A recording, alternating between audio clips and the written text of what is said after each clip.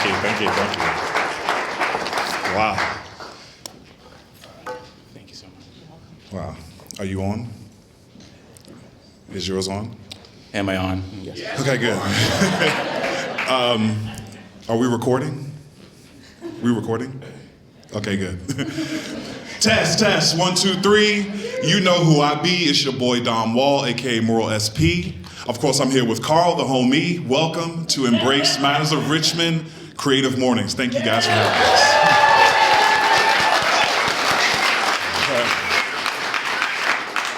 Before we jump into all the stuff we want to talk about and give to you all, we just want to take a second to just deeply thank Creative Mornings and the Martin Agency for just all of the help and the support that they've given us. This is truly like a pivotal and monumental moment for me and Carl. So thank you from the bottom of my hearts. We are, of course, talking about cycles and how that pertains to us. In order for us to really drive that home, we kind of have to take you guys back mentally to an era in history that you probably don't think about a lot, is the perfect storm of 2020. Yeah. But first. Yeah, but first, before we do that, let me tell you guys who we are. I'm Dominic, Moral Support Wall. I'm originally from Washington, D.C. I'm a transplant when I was a little kid. I am a teacher by day and creative activist by night, coined by my main man right here. I am aggressively looking for other opportunities because you know how the classroom is. So if you like what you see, come talk to me.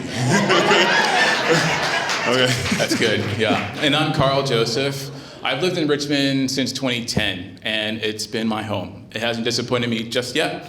I hope it won't. I mean, there have been lots of disappointments, but it's still home, and that's why we are here. Yeah. I'm also a product designer here in town, and the thinking that I have a lot with that leans into our work here.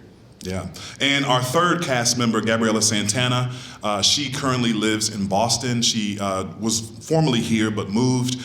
She is still very pivotal in what we do. She's part of the team. She sends her love from afar. Awesome. So, back in 2020, the perfect storm. I know, we have to talk about What it. happened, Dom? The year started off crazy. We were in a global pandemic. We were locked inside, and immediately the dissension started, and it was palatable. It was online, it was in person. People didn't believe it, some people did. And as the year went on, when we hit the summer, police brutality reared its ugly head. And for the first time in a long time, Richmond was on the grand stage of this police brutality. Even our Robert E. Lee statue became just a picture of protest art. People expressed themselves in a mighty way. And this dissension and discord started to rip apart seemingly, or what I thought was tight-knit communities here in Richmond. We saw families fighting, we saw friends fighting. It even touched our church. Carl and I go to the same church, but seriously and quite, hugely in a way, these things started to break apart something that is the core of what we do here in Richmond, or we see here in Richmond. A lot of that led to the dissension because of the language we use. I'm sure you all remember Instagram posts with sensationalized language. Yeah. This thing means that thing, and we are against these people. So that and the isolation in that time created a lot of division. Yeah. And a lot of lack of understanding, and people weren't having a dialogue anymore. Yeah, we started to see words like white fragility, white privilege. Woke was the first time it was used in this different way. And people just started throwing words around and started arguing based on them, and no one was really seeking to understand each other anymore, but it was this side versus that side. And for me, during this perfect storm, I decided to take a drive down Monument Avenue to see what's going on out here? What does it look like? Is it safe? And I'm riding down Monument Avenue, and I am blasting James Brown out the window. Just blasting it loud so everybody can hear. And as I'm doing this, I remember something my grandmother told me, or just a story that my grandmother told me. She said that when Martin Luther King Jr. was assassinated, Washington, D.C. went up in flames. And, people were distraught. People didn't know what to do. People were angry. And my grandmother said that James Brown came to D.C. and did a free concert for the people to calm people down. And I was like, man, that's happening again. If I was James Brown, I would give a free concert on Browns Island and calm the people of Richmond down. But I'm just Dominic. I was a nobody. And at the time, I was talking to a good friend of mine who coined the phrase or name moral support, because he said, Dom, you're like moral support for people. You care so much and you spend all of your time pouring out to people. You're like moral support for them. So he started calling me moral support. And he said something that really impacted me, that was kind of like the pin that started this. He said, Richmond is still going to need your free concert sometime later. But what can you do for Richmond now? How can you impact Richmond now with what you have? And it may not look like much, but it's a lot. And what are you going to do with it? So I made that pivotal phone call to my best friend, Carl Joseph. And during that time, little did Dom know, I was actually on a journey myself to learn more about my family and actually have an impact in the community. I have a documentary platform that I'm creating, and it's focused on the well-being in Richmond as a community and how we can all contribute to that. And of course, I had the technical prowess to do the things we need to do, run a podcast. Yeah. And what that lent itself to is like me saying yes, because there was an essay that Josh Epperson wrote a little while back talking about, okay, what kind of protests can we do, or how can we contribute to this? And me putting my feet to the pavement in that time, I really wasn't comfortable doing that myself. But there's another way I can actually contribute. And lending my voice, my ears to the community was one of the ways we could do that. Yeah, so we joined forces, and we created, I guess, the first iteration of this podcast and movement, Embrace Matters of Race. And a lot of our conversation had a lot to do with race at the time, because that's what was screaming in Richmond the loudest.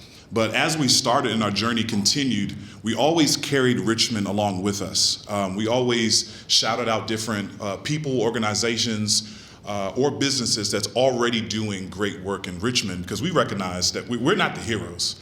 We're not, we're just talking, and we're just trying to do something good. But there's trying people trying to figure it out. But there are people here in this city that are really like getting their hands dirty into the issues and topics that we see and talk about. So a lot of the podcast centered around understanding the language that was being used during those times. We talked about the white privilege, the white fragility. Sorry, I'm saying that here, but there's so much to it. There's the gentrification that happened, the redlining that happens in a lot of the neighborhoods. There's still a legacy that exists today in Richmond because of those things. And people need to understand, we need to understand ourselves, what do these things really mean? And he and I, we agree that we don't understand what this means. We don't know the impact that it's having on our people. Yeah. So as we started to learn more and more and make mistake after mistake, but progress on our journey making a podcast, we realized that because Richmond has been such a pivotal thing in what we do and what we care about, and it's the place that we're trying to impact, we quickly had to change things. We started by changing the race R to Richmond, so we became Embrace Matters of Richmond, because it's truly the city and community that we care about. And in changing that, we had to change the way we approached our topics. At first, we were just doing one episode for each topic, and we would move on, and we were pulling our hair out. I don't have any hair, but he was pulling his hair out. We were trying to figure out what do we do next? What topic do we do next? And we were just kind of speeding through things. But we really wanted to zero in on teaching, so we started to do a 3-episode approach to each topic. Yeah, and this offered us a lot of time to actually sit with these things. Mm-hmm. It's not just races that are impacted. It's actual other people from your demographics to your education, your background, where you come from, how much money you have. All those actually really matter into like what's happening. And one of the things that are key is recognizing the humanity in people. It's not just from the oppressor to the oppressed. You gotta recognize the humanity to the people that are actually causing issues. And when you actually see that, there's some common ground to come from. Yeah. So our first episode in the trio of episodes that we have now is our ignorant episode, right? Carl and I don't do any prior research to the topic or issue. We just got, yeah, exactly. We are ignorant, yeah. Most of the time it's me, but it's just really a time for us to get all of it out. Our biases, it's a safe space for us to be wrong, completely wrong, and make assumptions and all of these things, because that's where we truly start when we don't understand something, or we think we do. In our ignorance, on one of the episodes, we were actually having real life conversations with each other. Yeah. It was around politics. And one of the things that Dom had put out there was that he felt that his voice did not matter. True story. I thought that's poignant. If one of us is feeling that, if Dom is feeling that, then there's so many other folks that are feeling that. And the outcomes turn out to be what is, the elections, the way they turn out. There are not a lot of votes cast because of that. Yeah. So our second episode, we go and we get with Gabriella, and she helps us prepare and get the facts, get the data, get the numbers, and we come back with research, and it really allows us to wrestle with how we were wrong. It allows us to be humbled, even, like to humble ourselves. And sometimes we're wrong, most of the time I'm wrong, but sometimes we're right about things, and that's not necessarily the best. We had an episode on gun violence where we assumed a lot in the first episode, but unfortunately we were right about the numbers and the reality of the data. But we had to sit and wrestle and deal with that emotion that came from being right. But that's what that episode is for. Our third episode is really the one we really like the most. Yes. Is our informed episode, our expert episode. And that's when we we bring in experts from the community that really have their hands already in this topic or issue, the real fighters that's doing something about it. One of my favorite guests we've had on, we had Taylor Scott, the founder of RVA Community Fridges. She was one of our first guests that came on when we changed these things. And we were talking about food insecurity, and I just remember learning so much from her about this issue and about what food insecurity is and how it impacts specifically Richmond.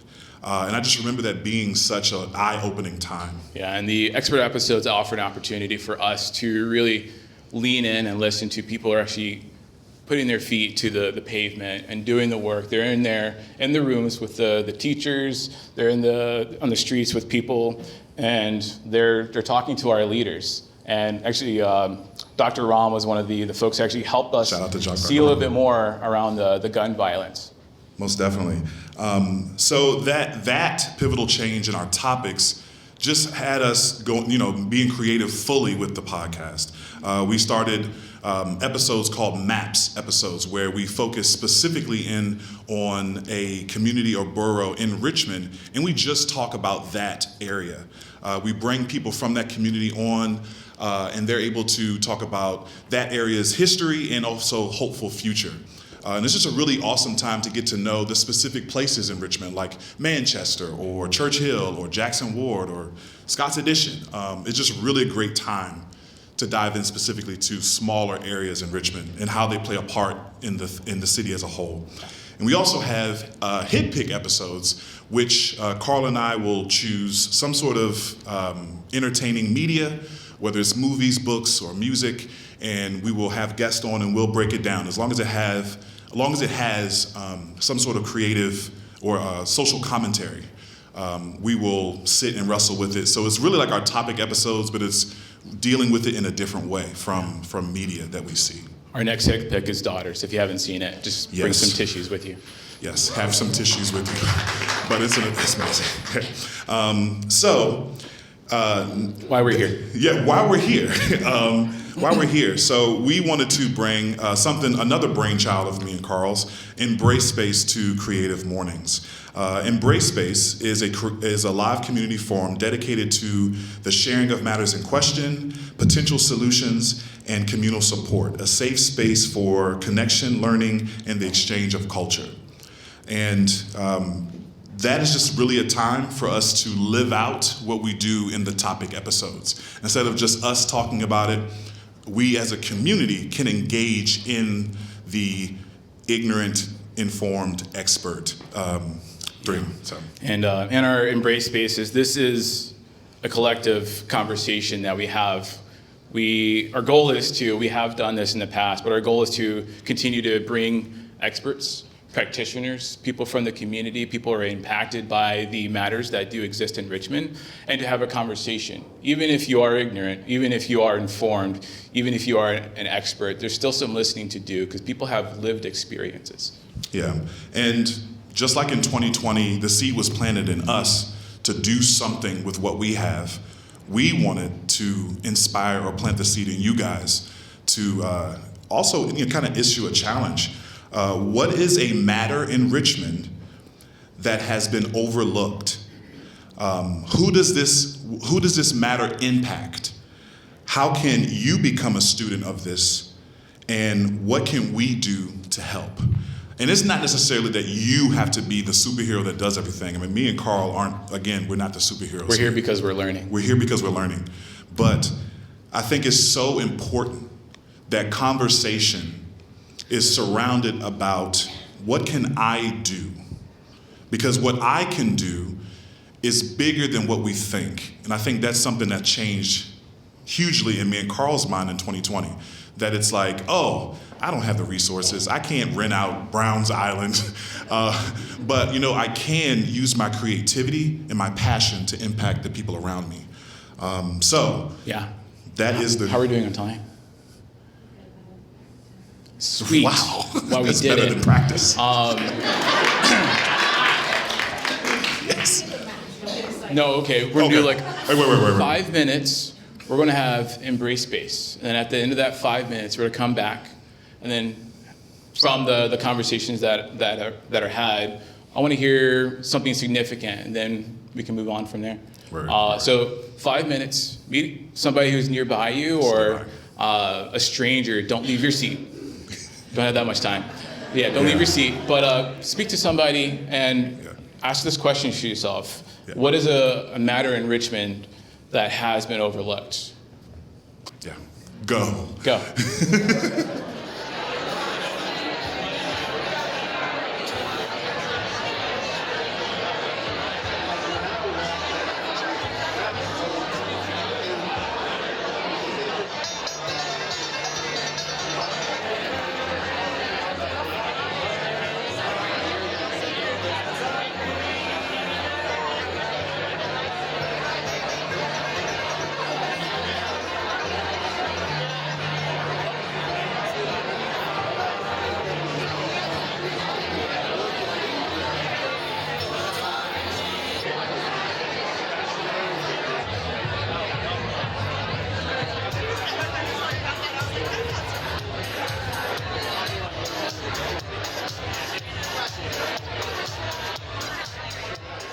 In closing, what you just did was just a small taste, right? And in this room, I believe, Creative Mornings is amazing, and I feel like the people that come here, it's awesome, and it's easy for us to talk to each other. But the dream is this type of conversation out there, friends. This type of conversation out there. We planted a seed in you guys, and you guys are tasked with continuing the cycle out there, right? Let's not just have these conversations in here, but let's have them out there. Just another example of a cycle, shout out to Frontier and, your team. We just went live with our website. We didn't ever had a website. Frontier planted a seed in us. They said, hey, we're going to make you guys a website.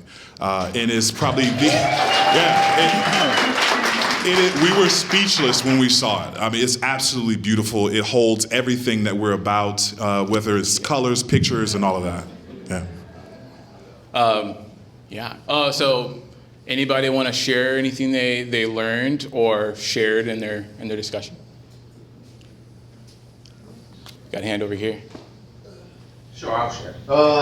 Also being a transplant, growing up in New Jersey, originally from North New Jersey, was talking a couple of things I've just noticed since being down here. I've been here for 8 years, and one of the things I'm slowly trying to learn is looking at the downtown area of Richmond compared to my experience of downtown Newark, and just how it's not what I feel like it used to be. And so when I would drive through, there was lack of stores, there was like a restaurant on the corner and then 20 empty buildings with no businesses. And one of the things that brought to my attention is just the lack of public transportation. I know there's the Pulse, but really, as I was talking to my neighbor here, like to get to the Pulse, you gotta drive the Willow Lawn. If you don't, like, you gotta drive to catch public transportation.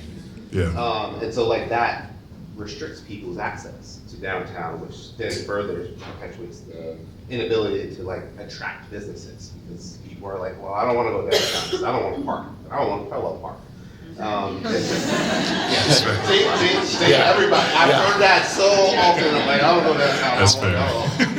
And so like just the lack of public transportation that I think a thriving city, because I was also just talking with like, there is, like, at least growing up in Newark, I had New York City. So like there was a two-way entry point. Richmond is that city around here. There is no dependency on another city to have an influence or impact on Richmond. Richmond has to be that influence. And so like all those things, there's just a ton. Yeah, that's all valid. What do we call you? JW. JW? Like, what are you going to learn next? I'm just gonna figure out a little bit more of the history of like downtown. So you got a bunch of neighbors here too. Yeah. And then also just understanding like what did public transportation look like before? What did it ever exist? And if it didn't exist, why? What was the thing that held it back? And I'm sure there's a ton of historical reasons for that, and segregation and all. Of like keeping folks apart. But I will say the one thing I will also just add as a side note, coming from the north, there is much more integration. One of the things I did notice is that there's a lot more integration down here than what I experienced in the north. Driving through, what I would call hood, and I'm just seeing white people jogging. And I'm like, wow, I wouldn't be out here. Good for y'all. Thanks, man. But I think it's just, so I think to y'all broader point, that I think there is more that can bring us together than tear us apart. Appreciate that, yeah. Thank you for that. And two things to recognize there. JW is a transplant. And so that's a unique perspective, because some people might feel that GRTC is doing great, but we don't know. So thank you so much for your candidness there. Thank you, man. One more. Behind the Christmas tree. That's in fact my nickname. This is a corollary. Public transportation and cycling infrastructure and pedestrian infrastructure is pretty much my part-time job that no one pays me for to think about. But love it. One thing I think that is overlooked is to think about how this impacts individual lives. We live such siloed lives now that we don't even understand all of the ways that a lack of public transportation infrastructure affects us. It's public health, it's social justice, it's economic justice, it's supporting small businesses, which is an extension of economic justice. And I think making these deep connections about the ways in which you're living, if you feel depressed a lot because you can't walk out of your house and take an actual walk, this is about infrastructure. And so making these deep connections, I think, is one of the things that's missing for people to reimagine how their problems can be solved. Solid. Thank you, Rebecca, right? Yes, Rebecca. Solid. Thank you. Cool.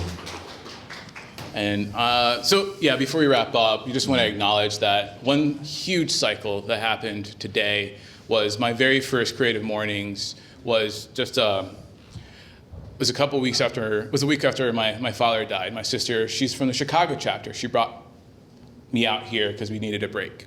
And it was huge just to see them welcome her. They acknowledged that, oh, what guests do we have? We see someone from Chicago. They brought Carla down, and that started my relationship with Creative Mornings. It led to my first job. I met Janina, and who's my great friend now, and very encouraging. And there's just so much that can come out of this community here. So tell your story about Creative Mornings and keep coming out. Thank you. Thank you, Richmond. We love you. We'll see you on the next episode. Peace.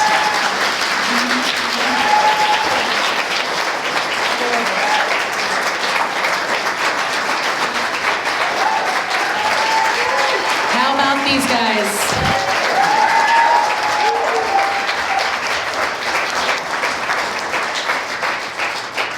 We have time for one quick question.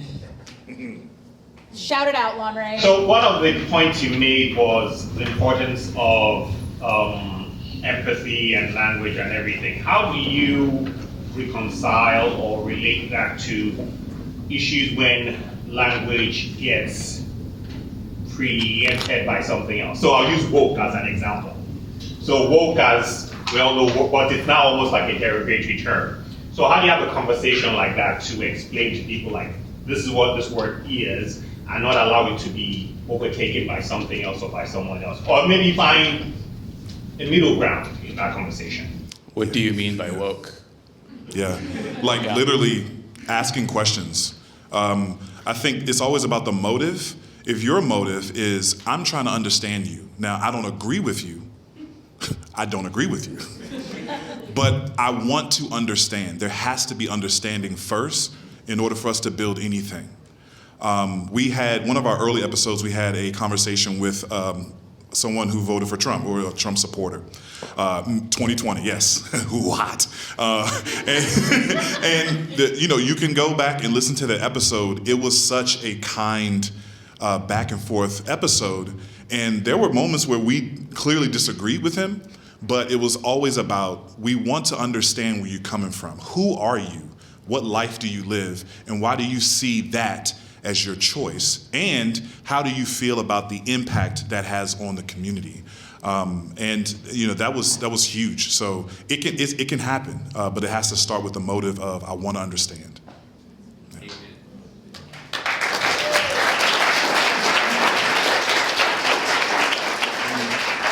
Ask good questions. Ask questions. That's question. Ask questions. I would love to, when's your next Embrace Space? In the spring. Committed. I like it. We will be sharing, and we will be inviting this Creative Mornings community out to attend. We would love to hear what your topics were today. So if you want to, we're going to ask if you take a little selfie with your group, post it, we'll reshare it, and we'll collect them, and we'll make sure that you also have them too. Thank you. But moral support, Carl, thank you so much for being here today and for leading us. Appreciate you.